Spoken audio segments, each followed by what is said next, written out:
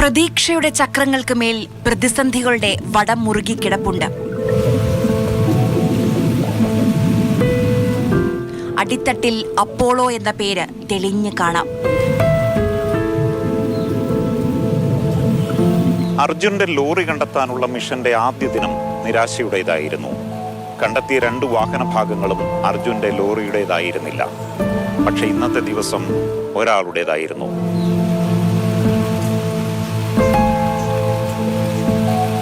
Greek വിശ്വാസത്തിൽ പ്രകാശത്തിന്റെയും സാന്ത്വനത്തിന്റെയും ദേവനാണ് അയാൾ.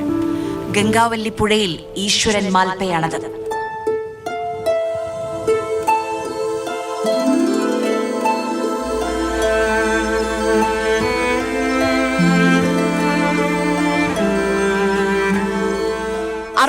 ദിവസം മുൻപ് കാണാതായ അർജുനെ തിരഞ്ഞ് അയാൾ വീണ്ടും ശിരൂരിലെത്തുമ്പോൾ പ്രതീക്ഷകൾ ബാക്കിയുണ്ടായിരുന്നു.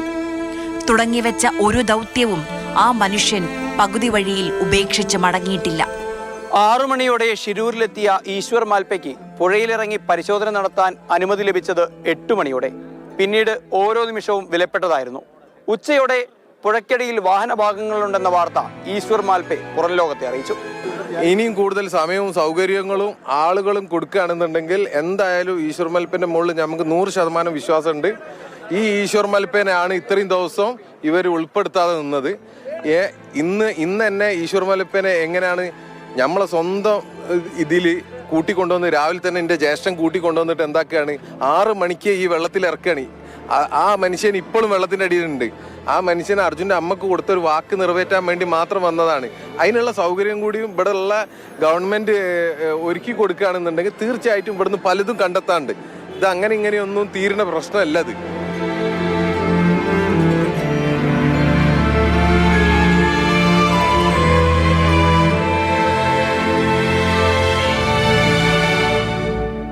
പന്ത്രണ്ട് ദിവസം ഗംഗാവല്ലി പുഴയിലെ ഒഴുക്ക് കുറയുന്നതും കാത്ത് സംവിധാനങ്ങളിരുന്നു. അടിത്തട്ടിലെവിടെയോ മറഞ്ഞുകിടക്കുന്ന ഒരു ലോറിക്ക് വേണ്ടി ഈശ്വർ മാൽപ്പെ എടുത്തു ചാടുമ്പോൾ പുഴയിലെ ഒഴുക്ക് 6 നോട്ട്സിന് മുകളിലായിരുന്നു. വടം പൊട്ടി ദൂരേക്കൊഴുകിപ്പോയപ്പോഴും അദ്ദേഹം അരികിലേക്ക് നീന്തിയെത്തി.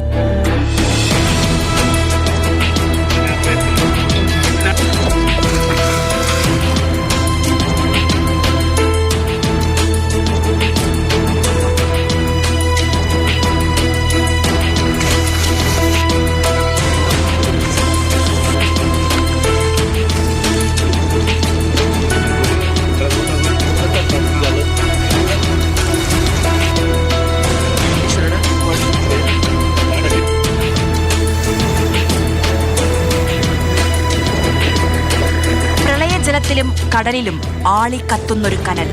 അതാണ് ഉടുപ്പി മാൽപ്പെ സ്വദേശി ഈശ്വർ. നാടിന്റെ പേരുകൂടി ചേർത്ത് ഈശ്വർ മാൽപ്പെ. മരണത്തിന്റെ നീരാളിപ്പിടുത്തത്തിൽ നിന്ന് കോരിയെടുത്തത് 20 പേരെ. ജീവൻ നഷ്ടമായ 200 പേരെ മാൽപ്പെ സംഘം കരയിലെത്തിച്ചു.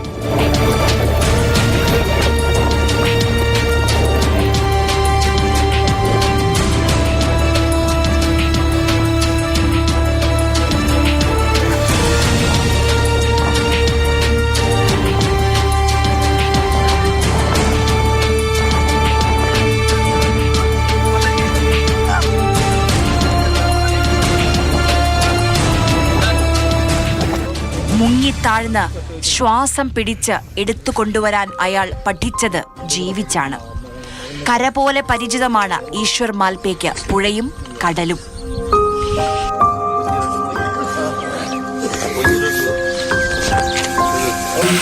മത്സ്യത്തൊഴിലാളികൾക്ക് കുടിവെള്ളം എത്തിച്ചു നൽകുന്ന ജോലി ചെയ്ത അയാൾ അവരുടെ രക്ഷകനായി. ശാരീരിക വെല്ലുവിളി നേരിടുന്ന 3 കുഞ്ഞുങ്ങളും ഭാര്യയും അമ്മയും ഈശ്വരനെ കാത്ത് വീട്ടിലുണ്ട്. സ്വന്തം സങ്കടങ്ങൾ കഴുകിക്കളയാൻ ആഴങ്ങൾ അയാളെ സഹായിക്കുന്നുണ്ടാകും.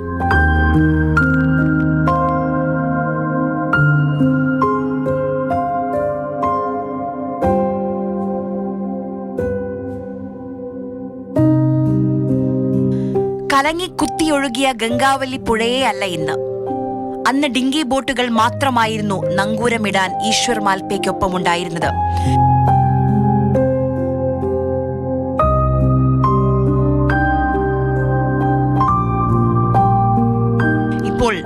കടലിനെ ആഴത്തിൽ തോൽപ്പിക്കാനാകുന്ന കൂറ്റൻ ഡ്രഡ്ജറുണ്ട്.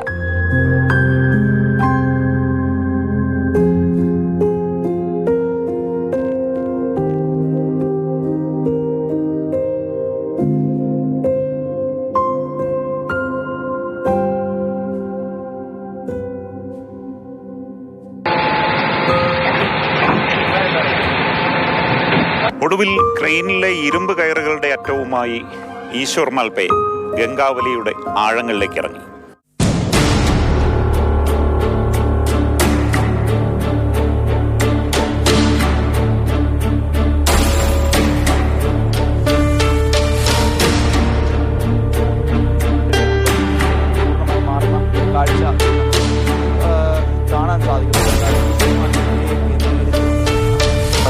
ഒത്തിരി കയറി കിട്ടിയിട്ടുണ്ട്. അതേപോലെ തോണ്ടി അടിഭാഗത്തിലെ ലോറി കിട്ടും. ആ ലോറിയിലെ ഉള്ള അർജുൻ പിന്നെ ഉണ്ട്, പിന്നെ സ്ഥലീയ പറഞ്ഞ അർജുൻ, പിന്നെ ജഗന്നാഥൻ, ലോകേഷ്, അവിടെ പോകാം സിലിണ്ടറിങ് കിട്ടുമെന്ന് ഞങ്ങൾ തേടാൻ പോകും. ഞങ്ങൾ അടിഭാഗത്തിലേക്ക് കിട്ടി, നമുക്ക് കയറി കിട്ടി. നേവിക്കാർക്ക് കയറി കിട്ടി, രണ്ടുപേരൊക്കെ കയറി കിട്ടി. അത് ലോറിയുടെ കയറായിരിക്കും കൺഫേം ആക്കി ലോറിന്റെ കയറുന്ന അതിന്റെ ഓണർ മൂന്നാ അവർ കേട്ട നമ്മളെ കയറെന്ന് ചൊല്ലി നമുക്ക് പറഞ്ഞാൽ അത് സ്റ്റാർട്ടിൽ ഒരു 30 ഫീറ്റ് 40 ഫീറ്റ് കയർ കിട്ടിയിട്ടുണ്ട് മേലെ കൊടുത്തത്. പിന്നെ ഇപ്പോൾ അടിഭാഗത്തിലെ കയറുണ്ട്. ചെളി ഉണ്ടെങ്കിൽ എങ്ങനെ കാണാൻ പറ്റുമോ?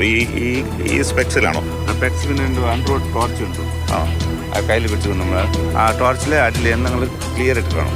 മിനിമം ഇപ്പോൾ അവിടെ ഒരു 25 30 അടി ഉണ്ട്. 30 അടി വെള്ളം മാത്രം അപ്പം കാണാൻ പറ്റും എന്ന് കരുതുന്നു. കണ്ടിപ്പോയി കാണും. സ്കെൽറ്റൻ അങ്ങനെയുള്ള ഇതുണ്ടെങ്കിൽ കാണാം, ക്ലിയർ ആയിട്ട് കാണും. സിലിണ്ടർ അതിനായിട്ട് ഞങ്ങൾ നേരത്തെ പോയിട്ട് സിലിണ്ടർ കാണാം.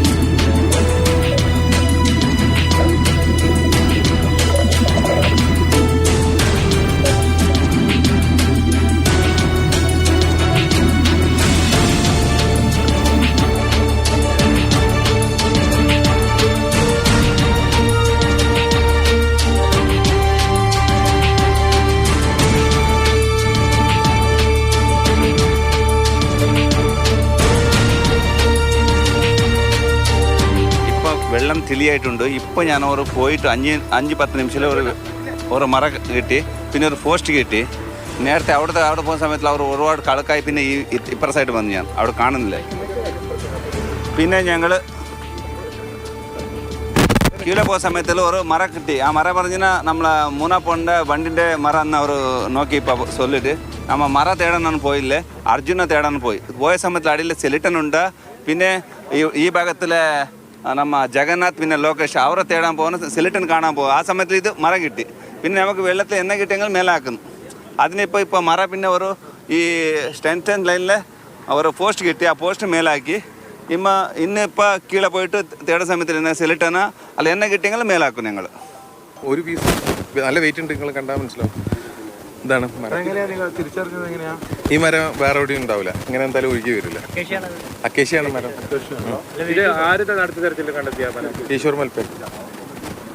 ഈശ്വർ മൽപ്പന്റെ ടീമാണ്. ഈശ്വരൻ തന്നെയാണ് ഇപ്പൊ എടുത്തു കൊണ്ടുവന്നത്. വണ്ടിയിലുണ്ടായിരുന്നത് അതിൽ തന്നെ കുറെ മരം ഇനിയിപ്പോ അതിന്റെ അടിയിലുണ്ട്. എല്ലാം കൂടി എടുത്തു കൊണ്ടുവരണ വേണ്ടെന്നാണ് ചോദിക്കുന്നത് ഈശ്വർ മൽപ്പ. എന്താ ഇനി തടിയുണ്ട്.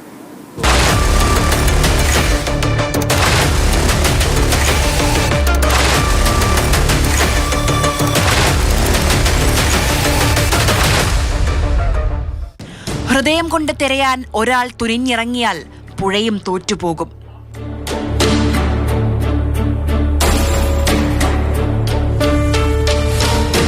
ക്രെയിന് ഈശ്വർ മാൽപേ ആ ക്രെയിനിന്റെ വാഹനം കുരുക്കിയെടുക്കാനുള്ള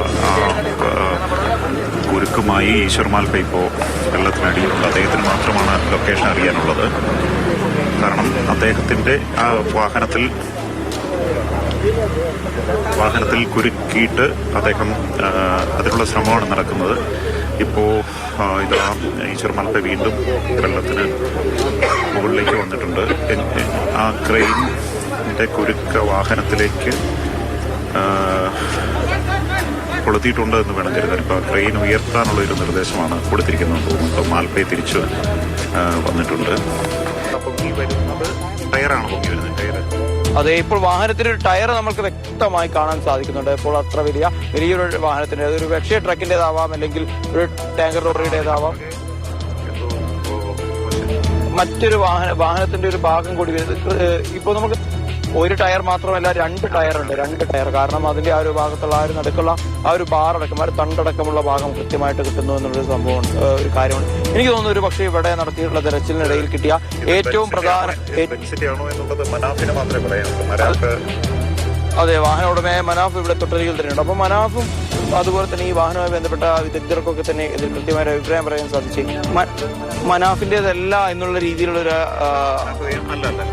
അതെ, മനാഫിന്റെ വാഹനത്തിൻ്റെതല്ല എന്നാണ് പറയുന്നത്. അപ്പോൾ എന്തായാലും നമ്മൾക്ക് മനസ്സിലാക്കാൻ സാധിക്കുന്നത് ഇത് വാഹനം ആ ടാങ്കർ ലോറിയുടെ ടയറുകളായിരിക്കും എന്നുള്ള കാര്യമാണ്. കാരണം ഇപ്പോൾ മനാഫിന്റെ ലോറിയുടേതല്ല, ഭാരത് ബെൻസ് ട്രക്കിൻ്റെതല്ല എന്നുള്ള കാര്യത്തിൽ ഇപ്പോൾ ഒരു സ്ഥിരീകരണം കൃത്യമായി വന്നിരിക്കുന്നു. ഇപ്പൊ കണ്ടെത്തിയ ലോഹഭാഗം നമ്മളതല്ല, അല്ല, അത് വേറെ ഏതൊരു വാഹനത്തിൻ്റെതാണ്. ഗ്യാസ് ടാങ്കറിന് സമാനമായിട്ടുള്ളതാണോ? കണ്ടിട്ട് എനിക്ക് തോന്നുന്നില്ല. ഇതൊരു ചെറിയ സ്റ്റയറിംഗ് ആണ് ഇത് കണ്ടത്. ഇല്ല അത് ഓർക്ക് ഒരു 800 ഓർക്കൊന്നും അങ്ങനെ, ഓർക്ക് സ്കൂട്ടറൊക്കെ ആണുള്ളത്. അങ്ങനെ മേ ബി ആയിരിക്കാം. എന്തായാലും ഈ ദുരന്തത്തിൽ പോയ കൃത്യമായ ഒരു കണക്ക് ഇപ്പം തന്നതും തമ്മിൽ ഒരിക്കലും മാച്ച് ചെയ്യണില്ല. ഇപ്പൊ ഇവർ പറഞ്ഞത് ഒരു ടാങ്കറും ഒരു മരത്തിന്റെ ലോറിയാണ് ഈ വെള്ളത്തിന്റെ അടിയിൽ പോയത്. ആ ടാങ്കറിന്റെ മുക്കാ ഭാഗവും അവിടെ കയറ്റിയിട്ടിക്കണ്. ജസ്റ്റ് ആ ഒരു ഹെഡ് മാത്രമാണ് കിട്ടാനുള്ളത്. അങ്ങനെയാണെന്നുണ്ടെങ്കിൽ ഇത്രയും ദിവസം നമുക്ക് എത്ര വാഹനത്തിന്റെ പാർട്സുകൾ കിട്ടിയിട്ടുണ്ട്.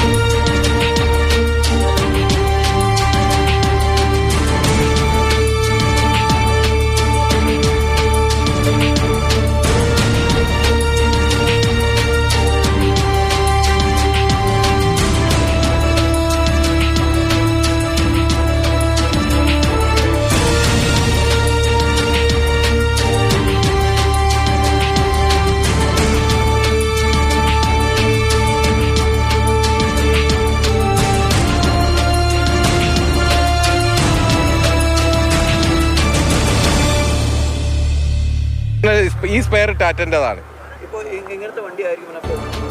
ഇത് ടാറ്റൻ്റെ വണ്ടിൻ്റെ, ഇതൊരു ടാറ്റ കമ്പനീൻ്റെ വാഹനമാണ്. ഇത് എന്താന്നുള്ളത് ഒന്ന് മറിച്ചിട്ട് കഴിഞ്ഞാൽ ഒന്നും കൂടി കൂടുതൽ. ഇത് ലോറിയാണിത്.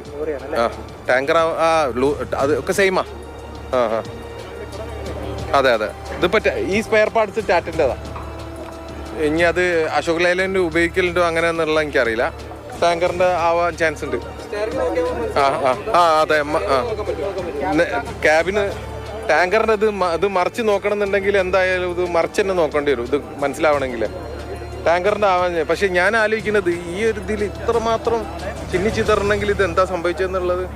ഇങ്ങനെയൊക്കെ പുഴയുടെ ആഴങ്ങളിൽ നിന്ന് ഇന്ന് കണ്ടെത്തിയ 2 വാഹന ഭാഗങ്ങളും തങ്ങളുടേതല്ലെന്ന് ലോറി ഉടമ മനാഫ് സ്ഥിരീകരിച്ചതോടെ ഇന്നത്തെ തിരച്ചിലിന് അവസാനമായി. എന്നാൽ നേവി കണ്ടെത്തിയ 4 പോയിന്റുകൾ കേന്ദ്രീകരിച്ച് കൂടുതൽ തിരച്ചിൽ നടത്തണമെന്നാണ് അർജുന്റെ കുടുംബാംഗങ്ങളുടെ ആവശ്യം. പക്ഷേ ഇവർ ഡ്രഡ്ജിങ് ആ നേവി മാർക്ക് ചെയ്ത ആ CP4 എന്ന ഭാഗത്തായിരുന്നു കൂടുതൽ കേന്ദ്രീകരിച്ച് തിരച്ചിൽ ആരംഭിക്കേണ്ടിയിരുന്നത്. അതിനു പകരം മറ്റിടങ്ങളിലായിരുന്നു നടന്നത്. ആ ഭാഗമാണ് മിലിറ്ററി ഏറ്റവും കൂടുതൽ അവർ സോണാർ ടെസ്റ്റിംഗ് നടത്തി ഐഡന്റിഫൈ ചെയ്ത ഭാഗം. അവിടെയായിരുന്നു ഡ്രഡ്ജിങ് നടത്തി. അത് തന്നെയാണ് നമ്മുടെ പ്രതീക്ഷയുള്ള സ്ഥലം. അപ്പോൾ നേവി മാർക്ക് ചെയ്ത സ്ഥലങ്ങളിൽ ഡ്രഡ്ജർ ഉപയോഗിച്ച് തെരച്ചിൽ നടത്തിയില്ല എന്നുള്ളൊരു പ്രശ്നമുണ്ടല്ലേ? പ്രശ്നമല്ല, അതായിരുന്നു ചെയ്യേണ്ടതായിരുന്നു ഞങ്ങളൊരു അഭിപ്രായമാണ്. അത് വേറെ പ്രശ്നമില്ല. അവർ നാളെ ഇനി അവിടെയാണ് ഡ്രഡ്ജ് ചെയ്യാന്നാണ് ഇപ്പൊ അറിയിച്ചിരിക്കുന്നത്. That we are trying the main points from this angle, and this river is fallen by this maximum more of stones which is having iron contents. So whatever seabird or Nambiar or they have given the points, now we have to search on that. But initially what we have discussed, district administration and our SP, that I have told that for this particular area first we will search, and yesterday we got that step. Today almost all we got the logs and also trucks cabin what we are finding now. Okay. After this disaster happened, and we put all the efforts in the entire Rhines, and we are availed all the facilities available in India to find out the lorry and other bodies. But because of rain and some misinformation from what you call that Ranjit Israel, somebody came and he spoiled entire our operation. It is delayed by 3 days. Otherwise, that day only we have able to find that lorry. Now day only it is the same thing. Because of that misinformation, it is well done. But Government of Karnataka and Honorable CM of Kerala are requested, and PWD ministers sir came here. Our MLA Ashraf sir, day and night they are here. They understand the situation, and they given us free hand. Now with the all technical help, now water is receded, rains are stopped, and the clear picture of the images has came from our thing. All the conventional knowledge, MLA sir correctly assessed the probable location of the lorry. So this bringing the dredging mission. We have found this machine. Dredging mission. We have requested Kerala, but you people have not given. No, that is not came. But Government of Karnataka disaster management continuously followed, and we have Port Department contacted Goa Port Department. We have find out this dredger and the technology, and we Karnataka government paid 80 lakh rupees to get that mission here, and for that mission coming over here it took 84 hours, and with this water our hand only. See, it resolves the Government of Karnataka or Government of India. Whenever people are in the distress and the calamities, it is our duty to fulfill, duty to do, and Government of Karnataka is resolved to till our results are came. We are there, we have to work. And Honorable MLA sir given extra 45 lakh rupees if this operation is not going to continue till the 3 bodies are found. So that for the continuation, Honorable MLA sir and our district minister sir and revenue minister sir given additional 45 lakh funds to strengthen us. Our own MLA fund, MLA Karwar sir given, And we asked some 10 lakh rupees from IRB and NHA. Everybody is from other companies. our companies sir was requested, so that even though we are bound to do because of expertise and everything, it is delayed. It is delayed because of the expertise, not that we are not stopped everything. So that I kindly request the Honorable Kerala media to tell the truth to the people. We are with the people of the Kerala.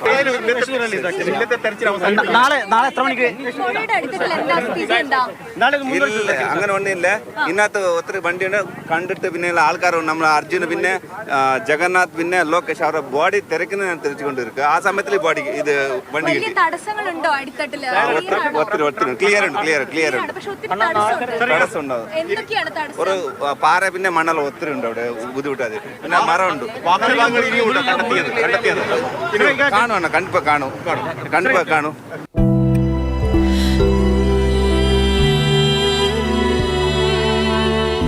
കഴിഞ്ഞ 68 ദിവസത്തിനിടെ തെരച്ചിൽ നടത്താനാകാത്ത ദിവസങ്ങളാണ് കൂടുതൽ. പക്ഷേ ഓരോ നിമിഷവും അർജുനെ കാത്ത് ഒരു നാടുണ്ട്. അർജുന്റെ അമ്മ, ഭാര്യ, മകൾ, സഹോദരി ഭർത്താവ്, ലോറിയുടമ, അങ്ങനെ ഒരുപാട് പേർ പുഴയിൽ കണ്ണും നട്ട് കാത്തിരിക്കുകയാണ്. നാളെ പുലരുന്നത് പുതിയ പ്രതീക്ഷയുടെ പ്രഭാതമാണ്. ഈശ്വർ മാൽപ്പയുടെ നേതൃത്വത്തിൽ തന്നെ നാളത്തെ 2ാം ദിവസം മിഷൻ വീണ്ടും തുടങ്ങും. നാളത്തെ തിരച്ചിൽ അർജുന്റെ കുടുംബത്തിന് പ്രതീക്ഷ നൽകുമെന്ന് നമ്മൾക്ക് പ്രത്യാശിക്കാം. ബിജു പങ്കജനും ബിനു പാവമ്പയ്ക്കും ഷാജു ചന്ദ്രപുരയ്ക്കൊപ്പം സാരംഗ് സുരേഷ്, മാതൃഭൂമി ന്യൂസ്, ഷിരൂർ.